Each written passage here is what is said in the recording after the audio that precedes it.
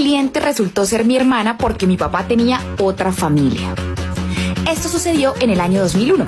Un día muy temprano llegó a mi pastelería una chica de unos 16 años a comprarme un pastel de cumpleaños. Tan pronto ella entró y me saludó, sentí que ya la conocía, pero nunca la había visto antes. De hecho, le pregunté si nos conocíamos, pero ella dijo que no, tampoco me había visto nunca. Ella seleccionó un pastel pequeño de la vitrina y, como es costumbre, le pregunté si quería que le pusiera el nombre del cumpleañero en el pastel y me dijo que le pusiera feliz cumpleaños Alberto. Me sacó una sonrisa por la coincidencia tan enorme y justo le conté a la cliente que mi papá también se llamaba Alberto y que ese mismo día también estaba cumpliendo años. Nos resultó muy curioso a ambas, especialmente cuando la coincidencia era tal que ambos Albertos cumplían 58 años ese día. Pues de tanto en común nos pusimos a hablar un poco más y me contó que ella y su familia no vivían en la ciudad, sino en otra que queda unas 4 horas por carretera, pero que su papá estaría esta semana en la ciudad por trabajo y ella y su mamá y sus hermanos habían venido a darle la sorpresa de celebrar con él su cumpleaños y esa misma noche se regresarían a su ciudad. Le dije que era un gesto muy lindo de parte de ellos y que su papá se iba a poner muy feliz. Le conté que mi papá también viaja mucho porque conduce un camión y recorre todo el país. Entonces está una semana viajando y otra semana con nosotros. Cuando le dije eso, la cliente se puso pálida. La sentí muy nerviosa y me dijo que ya esas eran demasiadas coincidencias. Me preguntó si yo tenía alguna foto de mi papá ahí en la pastelería. Y casualmente sí tenía una en mi cartera junto con mis documentos, una foto en la que estamos mi papá, mi mamá y yo. Así que la saqué y se la mostré. Antes de continuar, les recuerdo, como en cada video que subo, que nada de esto me sucedió a mí. Esta historia me la envía una seguidora y me pide que la mantenga anónima.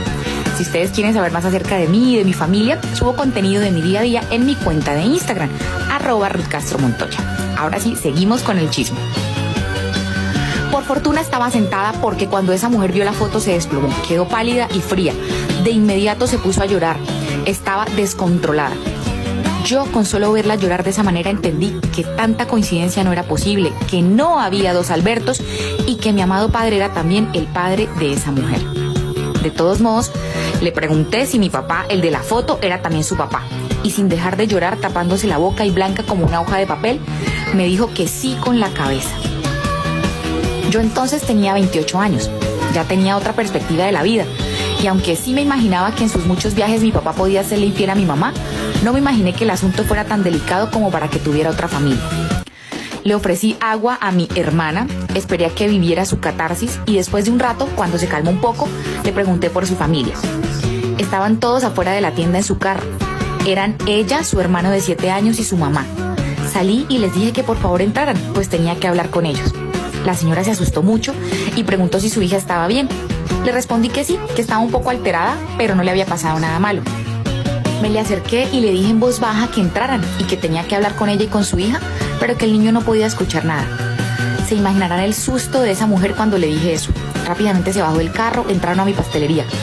Cuando vio a su hija llorando se preocupó muchísimo. El niño también se preocupó de ver hacia su hermanita. Le expliqué al niño que todo estaba bien, que teníamos que hablar algo de adultos, pero que podía ver televisión un rato en la pastelería mientras hablábamos en la cocina. Cuando le contamos a la señora se puso a llorar con una tristeza muy profunda. Su hija volvió a llorar y de verlas tan tristes yo también lloré. Y después de entender todo lo que eso conllevaba yo tampoco lo podía creer, no sabía qué hacer a continuación. ¿Cómo le iba a contar a mi mamá? Era una señora de 52 años que amaba a su esposo y lo tenía idealizado. Finalmente las llevé a mi casa al mediodía, le contamos a mi mamá la noticia, le cayó muy mal por supuesto. Lloramos todas de nuevo, nos hicimos muchas preguntas y nos contamos muchas cosas. Entendimos por qué tantos viajes de mi papá. Todas coincidimos en no contarle nada a mi hermanito aún. Él no estaba preparado para eso y al llegar la noche decidimos todas enfrentar a mi papá ahí en nuestra misma casa. Hasta ese momento yo sabía que mi papá no era precisamente un santo, pero no sabía que era tan descarado. Cuando entró a la casa y nos vio a todas sentadas en la mesa esperándolo, simplemente suspiró, nos miró una por una y lo único que supo decir fue: entonces ya se enteraron. Me imagino que tienen muchas preguntas.